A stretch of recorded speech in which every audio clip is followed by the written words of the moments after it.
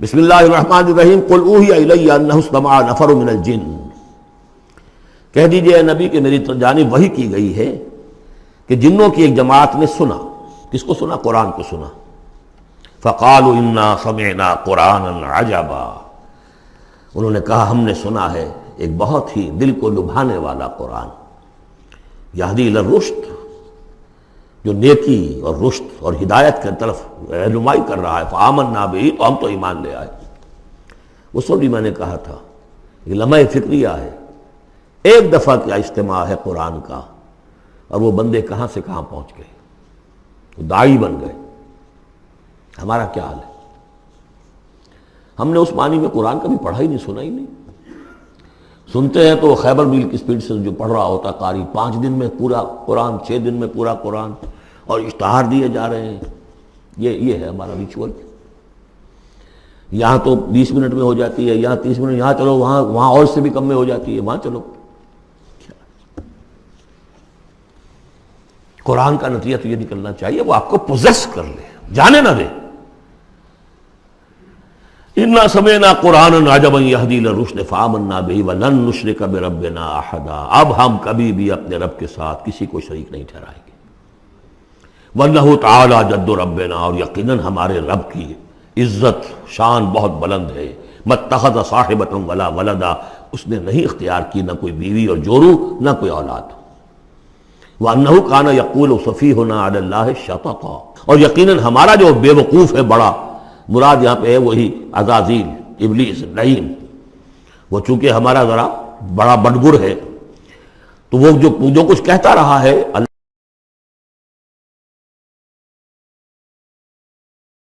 وَأَنَّا ظَنَنَّا أَن لَّن تَقُولَ الْإِنسُ وَالْجِنُّ عَلَى اللَّهِ كَذِبًا، ہم تو اس گمان میں رہے، خوش گمانی میں، کہ جن اور انسان اللہ تعالیٰ کے اوپر جھوٹ نہیں باندھیں گے، لیکن وہ بدماش تو جھوٹ باندھتا رہا۔ ہم نے اپنی شرافت میں اس کی بات کو مان لیا۔ وَأَنَّهُ كَانَ رِجَالٌ مِّنَ الْإِنسِ يَعُوذُونَ بِرِجَالٍ مِّنَ الْجِنِّ فَزَادُوهُمْ رَهَقًا، اور یہ کہ جو انسانوں میں سے مرد ہیں وہ جنات کے مردوں میں کی حفاظت پکڑتے ہیں۔ یہ ہوتا تھا ان کا طریقہ، وہ سمجھتے تھے کہ بیابان میں جو ہے جنات رہتے ہیں اور وہ ان کے جو ہیں سردار بھی ہیں، تو اب راستے نے پڑاؤ ڈالا ہے جنگل میں، تو سب سے پہلے کہتے تھے کہ ہم اس جنگل کے، اس بیابان کے جنات کی ہم پناہ میں آتے ہیں۔ اب وہ سنتے ہوں گے یہ بے وقوف، یہ آدم کی اولاد، ہمارے تو جد امجد کو نکال دیا گیا جنت سے اس لیے کہ اس کو سجدہ نہیں کیا، یہ ہمیں معبود بنائے بیٹھے ہیں، ہماری پناہ طلب کر رہے ہیں۔ لہذا ان میں اور سرکشی پیدا ہو گئی، اور اکڑ گئے کہ یہ انسان ہو کر یہ ہماری پناہ مانگ رہے ہیں، ہم سے طلب کر رہے ہیں پناہ، تو اس سے ان کے اندر اور زیادہ سرکشی پیدا ہو گئی۔ وَأَنَّهُ كَانَ رِجَالٌ مِّنَ الْإِنسِ يَعُوذُونَ بِرِجَالٍ مِّنَ الْجِنِّ فَزَادُوهُمْ رَهَقًا وَأَنَّهُمْ ظَنُّوا كَمَا ظَنَنتُمْ أَن لَّن يَبْعَثَ اللَّهُ أَحَدًا، اور دیکھو انہوں نے بھی ایسا ہی سمجھا جیسا کہ تم نے سمجھا ہوا ہے کہ اللہ کسی کو نہیں اٹھائے گا۔ اس کے 2 معنی ہیں، یعنی بعد سے بعد الموت کوئی نہیں ہے، مرنے کے بعد جی اٹھنا نہیں ہے، اور یہ بھی کہ شاید اب اللہ کسی اور کو رسول بنا کر نہ بھیجے، أن يبعث الله أحدا، اس لیے کہ 600 برس بیت چکے تھے۔ وہ تورات سے واقف تھے جو سورہ احقاف میں تذکرہ آیا ہے، فترت وہی 600 برس، اور یہ طویل ترین وقفہ تھا نبوت کا، کہ کوئی نبوت کوئی رسالت دنیا میں نہیں، تو ان کو یقیناً اس سے خیال ہوا ہوگا کہ بس اب ختم ہوا معاملہ، اب کوئی اور رسول نہیں آئے گا۔ وَأَنَّا لَمَسْنَا السَّمَاءَ، اور ہم نے ذرا ٹٹولا آسمان کو، ہم نے چاہا کچھ خبریں لے کر آئیں ذرا غیب کی، فَوَجَدْنَاهَا مُلِئَتْ حَرَسًا شَدِيدًا وَشُعُبًا، تو ہم نے تو پایا اس کو کہ وہ بھرا ہوا ہے سخت چوکیداری سے، اور انگارے رکھے ہوئے ہماری ہمیں کھدیڑنے کے لیے۔ یعنی یہ کہ ہمیں معلوم ہو گیا کہ کوئی واقعی وقت ایسا ہے، کیونکہ یہ سارا انتظام خاص طور پر جب کہ وہی یہ نبوت آتی تھی تو اہتمام کر لیا جاتا تھا۔ عام حالات میں کوئی بات نہیں، روح اتر رہے ہیں فرشتے، اور یہ جو ہے یہ آگ سے بنے ہیں، وہ نوری ہیں یہ ناری ہیں، کچھ نہ کچھ ان سے یارانہ گانٹھ کے کچھ نہ کچھ ان سے لے لیتے تھے، یا یہ کہ اچک لیا، من استرق سرقۃ، کسی نے کوئی چیز جو ہے کہیں سے لے لی۔ لیکن اب جو ہم نے دیکھا ہے آسمان کو، تو واقعی وہاں تو بڑے سخت پہرے لگے ہوئے ہیں، یعنی کوئی نہ کوئی وحی کا سلسلہ ہے اور نبوت آنی ہے، اور وہ نبوت ہمیں تو مل گئی، ہم جا کر سنائے کلام اور ہم ایمان لے آئے۔ وَأَنَّا لَمَسْنَا السَّمَاءَ فَوَجَدْنَاهَا مُلِئَتْ حَرَسًا شَدِيدًا وَشُهُبًا وَأَنَّا كُنَّا نَقْعُدُ مِنْهَا مَقَاعِدَ لِلسَّمْعِ، اور ہم وہاں بیٹھا کرتے تھے، وہاں پہ گھاٹ میں بیٹھا کرتے تھے کچھ سنگل لینے کے لیے، مقاعد، مقعد، بیٹھنے کی جگہ، مورچہ جہاں پہ بیٹھا جائے، ہم وہاں پر اپنے ٹھکانوں میں بیٹھا کرتے تھے۔ فمن یستمع الان، لیکن اب اگر کسی نے کچھ سننے کی کوشش کی، یجد لہ شہابا رصدا، وہ پائے گا اپنے واسطے ایک انگارہ گھات میں، میزائل پیچھا کرے گا اس کا۔ وَأَنَّا لَا نَدْرِي أَشَرٌّ أُرِيدَ بِمَنْ فِي الْأَرْضِ أَمْ أَرَادَ بِهِمْ رَبُّهُمْ رَشَدًا۔ معلوم ہوتا بہت بڑے عالم تھے یہ، تورات کے جاننے والے، انہوں نے ایک ایسی عظیم بات کہی ہے یہ، ہمیں یہ معلوم نہیں کہ آیا زمین میں بسنے والے ان انسانوں کی کوئی شامت آ گئی ہے یا اللہ نے ان کے لیے کسی بھلائی کا ارادہ کیا ہے۔ رسالت آئے گی تو دو ہی نتیجے ہیں، یا تو کوئی عذاب آنے والا ہے اب، اس لیے کہ وما كنا معذبین حتی نبعث رسولا، یا تو کوئی بہت بڑے پیمانے پر انسانوں کی شامت آنے والی ہے، جیسے قوم نوح، قوم ہود، قوم صالح کا حشر ہوا تھا، وہ ویسا ہی حشر ہونے والا ہے۔ اللہ لا نظری، ہم نہیں جانتے، اشر ارید بمن فی الارض، زمین والوں کے لیے کسی شر کا فیصلہ کیا گیا ہے، ام اراد بہم ربہم رشدا، یا ان کے لیے ان کے رب نے بھلائی کا، خیر کا ارادہ کیا ہے۔ ظاہر بات ہے نبوت اور رسالت محمدی خیر پر منتج ہوئی۔ وَأَنَّا مِنَّا الصَّالِحُونَ وَمِنَّا دُونَ ذَلِكَ، اور دیکھو ہمارے اندر نیک بھی ہیں، جنات نیک بھی رہے ہیں اور دوسری طرح کے بھی ہیں، بد نہیں کہا، یہ ہے حکمت تبلیغ، بروں کو بھی برا نہ کہو، ہاں دوسری قسم کے بھی ہیں، نیک بھی ہے اور دوسری قسم کے بھی ہیں۔ کُنَّا طَرَائِقَ قِدَدًا، ہم تھے مختلف راستوں پر جو کہ ایک دوسرے سے پھٹے ہوئے تھے۔ یہ قددا جو آیا تھا نا، قدت قمیصہ، پھٹ جانا قمیص کا۔ وَأَنَّا ظَنَنَّا أَن لَّن نُّعْجِزَ اللَّهَ فِي الْأَرْضِ وَلَن نُّعْجِزَهُ هَرَبًا، اور ہم نے یہ جان لیا کہ ہم اللہ کو عاجز نہیں کر سکتے، ہرا نہیں سکتے، نہ زمین میں بھاگ کر، اور ہم کہیں بھاگ کر اور زمین میں اللہ کو شکست نہیں دے سکتے، اس کی پکڑ سے نکل نہیں سکتے۔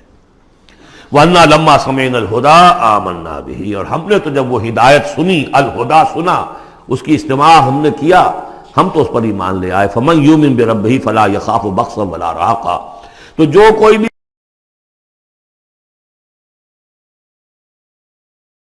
زبردستی ہوگی، کچھ زیادتی ہوگی، جیسے جیسے ان کے اعمال صالحہ ہیں، پورے پورے اللہ تعالیٰ ان کا اجر ان کو دے دے گا۔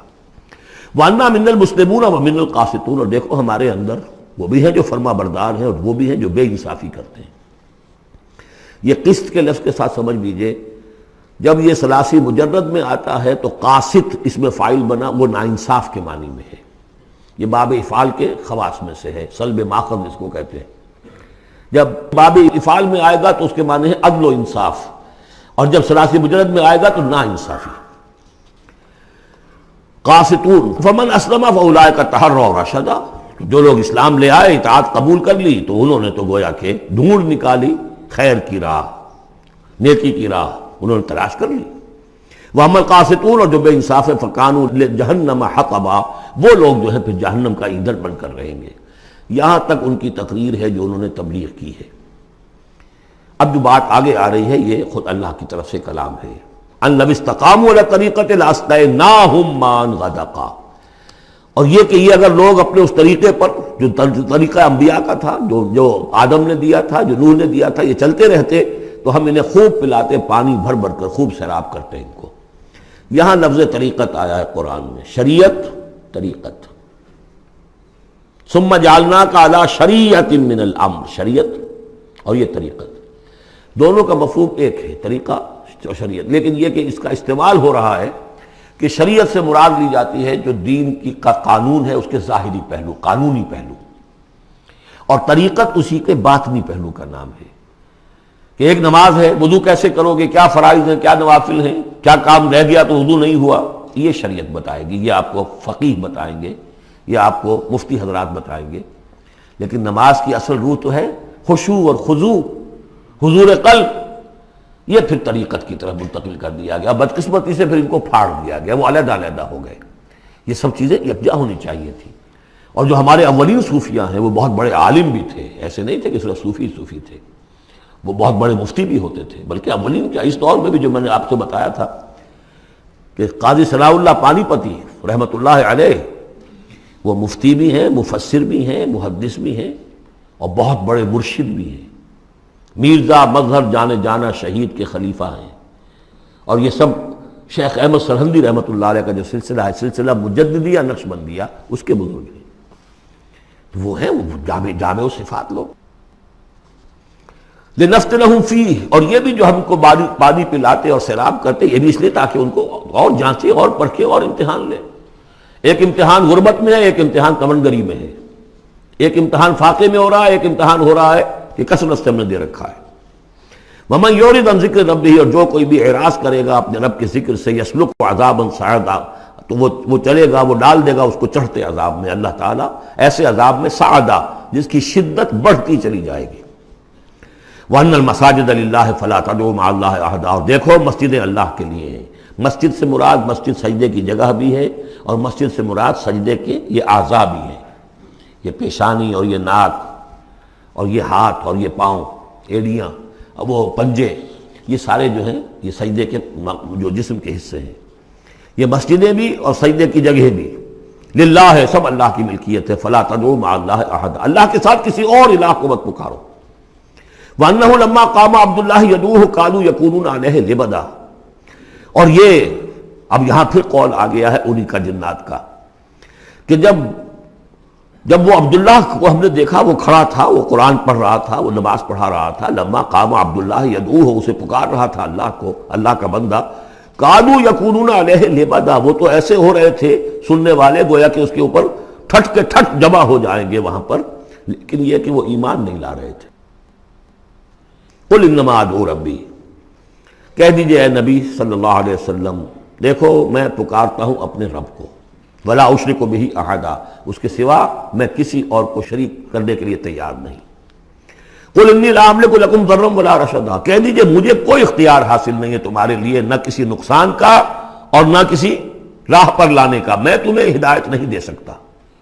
وہ آیت یاد کر دیجئے، انک لا تہدی من احببت ولکن اللہ یہدی من یشاء، اے نبی آپ ہدایت نہیں دے سکتے جسے بھی چاہیں، وہ تو اللہ ہی ہدایت دیتا ہے جس کو چاہتا ہے. قل انی لن یجیرنی من اللہ احد ولن نجد من دونہ ملتحدا، کہہ دیجئے میں ہرگز نہ پاؤں گا کہ مجھے اللہ کے سوا کوئی پناہ دے سکے. یجیرنی من اللہ احد، اللہ کی پکڑ سے بچانے کے لیے مجھے کوئی پناہ دے سکے میں نہیں پاؤں گا. ولن اجد من دونہ ملتحدا، اور اللہ کے سوا میں کہیں جو ہے کوئی اپنا سر چھپانے کی جگہ نہیں پاؤں گا. الا بلاغا من اللہ،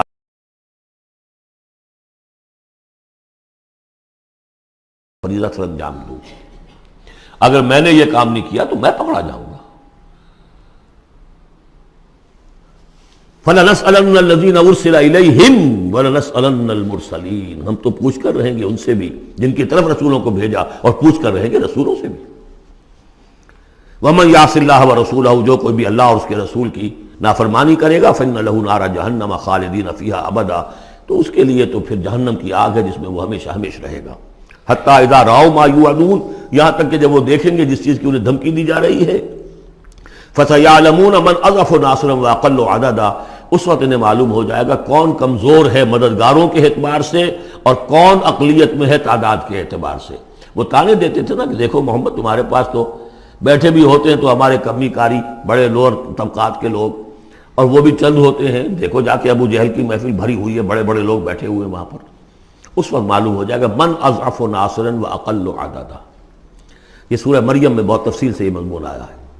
قل ان ادری اقریب ما توعدون ام یجعل له ربی امدا، کہہ دیجئے نبی مجھے یہ معلوم نہیں ہے آیا جس چیز کا تم سے وعدہ کیا جا رہا ہے، جس چیز کی دھمکی دی جا رہی ہے. وعدہ اور وعید بنیاد ایک ہی ہے، اصل میں اصل الفاظ ایک ہی ہیں، وعید دھمکی، وعدہ، لیکن حروف اصلی وہی ہے. آیا وہ قریب آ چکی ہے اسے، یا ام یجعل له ربی امدا، یا یہ کہ میرا رب اس کے لیے ابھی کچھ مہلت دے، کوئی تمہاری رسی دراز کرے، یہ میں نہیں جانتا. یہ سورہ انبیاء کے آخر میں بھی آیا تھا. قل ندری قریب ام بعید ما توعدون، کہہ دیجئے نبی میں نہیں جانتا کہ جس چیز کا تم سے وعدہ کیا جا رہا ہے وہ قریب آ چکی ہے یا بھی دور ہے. عالم الغیب، وہی ہے غیب کا جاننے والا. فلا یظہر علی غیبہ احدا، وہ اپنے غیب پر کسی کو مطلع نہیں کرتا. الا من ارتضی من رسول، سوائے جس کو وہ چاہے اپنے رسولوں میں سے. یہ بہت اہم قانون ہے قرآن کا، اور اس میں سارا مسئلہ علم غیب کا حل ہوتا ہے. ایک بات تو یہ کہ ہمارے جو بھی بریلوی بھائی ہیں وہ بھی مانتے ہیں، 4 باتیں وہ مانتے ہیں. 3 میں نے ایک مرتبہ تحقیق کی تھی بڑی مفصل، جا کر بعد لوگوں سے ملاقات کی، ابھی میں طالب علم تھا. کہا دیکھیے ہم ثابت مانتے ہیں ہم اس بات کو، نبی کا علم ذاتی نہیں عطائی ہے، اللہ نے جو دیا وہی ہے، نبی کا علم قدیم نہیں حادث ہے، پہلے نہیں تھا پھر ہو گیا، اللہ نے دے دیا تو ہو گیا، اور نبی کا علم غیر محدود نہیں محدود ہے۔ میں نے کہا یہ تین باتیں جو شخص مان لے میرا اس سے اب کوئی جھگڑا نہیں رہا۔ لیکن ہمارے ہاں کچھ لوگوں نے ایک ڈیفینیشن کر لی علم غیب کی، علم غیب وہ ہے جو بغیر کسی کے بتائے خود حاصل ہو جائے، اس اعتبار سے تو میرے پاس بھی علم غیب ہے، نہیں یعنی کسی کے پاس کوئی علم ہے ہی نہیں، ہمیں دیا اساتذہ نے دیا، حضور کو دیا اللہ نے دیا، جبریل کو دیا اللہ نے دیا، اس معنی میں تو ذاتی علم تو کوئی بھی نہیں مانتا کسی کا، علم تو دینے سے ہوتا ہے۔ البتہ علم غیب کسے کہتے ہیں؟ وہ چیزیں جو ہماری نگاہوں سے چھپا دی گئی ہیں، وہ عالم غیب ہے، جنت ہے، دوزخ ہے، فرشتے ہیں، یہ سب کیا ہے؟ عالم غیب۔ تو نبیوں کو تو کچھ نہ کچھ حصہ اس کا دکھایا جاتا ہے تو نبی بنتے ہیں نا، ورنہ میرے اور نبی میں فرق کیا ہوا پھر؟ اگر میرا بھی علم وہی ہوتا ان السمع والبصر والفؤاد، تو میرے علم اور حضور کا بھی علم یہی ہوتا تو فرق کیا ہوا؟ حضور نے تو اس دوسرے علم کے اعتبار سے تو صاف کہہ دیا انتم عالم بامور دنیاکم، لیکن حضور کو معراج میں جنت دکھا دی، دوزخ دکھا دی۔ زمین پر رہتے ہوئے آپ نماز پڑھا رہے تھے، غالباً وہ جو کہ نماز پڑھائی جاتی ہے جبکہ بارش نہیں ہوتی، استسقاء کی نماز، اسی کے دوران اچانک ایک دفعہ آپ آگے بڑھے، لوگ حیران ہوئے کیا ہوا ہے، ایک دفعہ پیچھے ہٹے، لوگوں نے پوچھا بعد میں کہ حضور یہ نماز کا حصہ تھا، یعنی ہم بھی پھر استطاع کیا کریں اس نماز کے اندر؟ نے فرمایا نہیں، اصل میں میرے سامنے جنت لے آئی گئی، اب بے اختیار میرا ہاتھ بڑھ گیا کہ میں اس کا پھل توڑ لوں، اور میرے سامنے اس کے بعد دوزخ لے آئی گئی اور اس کا جو بمکا آیا گرمی کا، اس سے میں بے اختیار پیچھے ہٹا۔ دنیا میں سیر کرا رہے ہیں، بہرحال یہ غیب ہی میں سے ہے۔ البتہ کل غیب یہ جو مانے اللہ نبی کے لیے وہ کافر ہے، اور وہ مانتے ہیں، بریلوی بھی مانتے ہیں، کل غیب کا کوئی سوال ہی نہیں۔ نبی کا علم محدود ہے، نبی کا علم حادث ہے، نبی کا علم عطائی ہے۔ تین باتیں مان لیجئے، باقی نبی کا علم کتنا تھا کتنا نہیں تھا یہ میں کون ہوں ناپنے والا، اور آپ کون ہیں ناپنے والے؟ دیا اللہ نے جو دیا، بتایا جو بتایا، اللہ اللہ اور خیر صلی اللہ۔ تو یہ عالم الغیب وہ ہے غیب کا جاننے والا، فلا یظہر علی غیبہ احدا، تو وہ نہیں مطلع کرتا اپنے غیب پر کسی کو، ہاں الا من ارتضی بالرسول، سوائے اپنے رسولوں کے۔ کذالک نوری ابراہیم ملکوت السماوات والارض، یہ ہم نہیں پڑھ چکے؟ ابراہیم کو بھی ملکوت دکھائے، حضور کو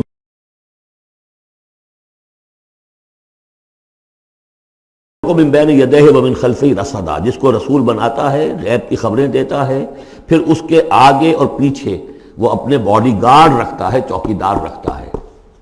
یسلک من بین یدیہ، اس کے سامنے بھی، ومن خلفہ، پیچھے سے بھی چوکیدار، حفاظت کرنے والے۔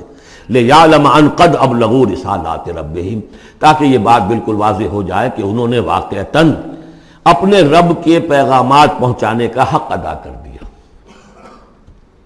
جیسا کہ حضور نے پوچھ کر جواب لیا تھا، انا نشہد انک قد بلغت الرسالۃ وادیت الامانۃ وکشفت الغمۃ ونصحت الامۃ، ہم گواہ ہیں حضور۔ واحاط بما لدیہم، اور اللہ تعالیٰ جو کچھ ان کے پاس ہے سامنے سب کا احاطہ کیے ہوئے ہے، واحصا کل شیء عددا، اور ہر شے کی اس کی جو انوینٹری ہے وہ بڑی مکمل ہے، کوئی چیز وہاں سے غائب ہونے والی نہیں ہے، ہر ایک کا عدد کے ساتھ حساب کتاب کا اس نے رکھا ہوا ہے۔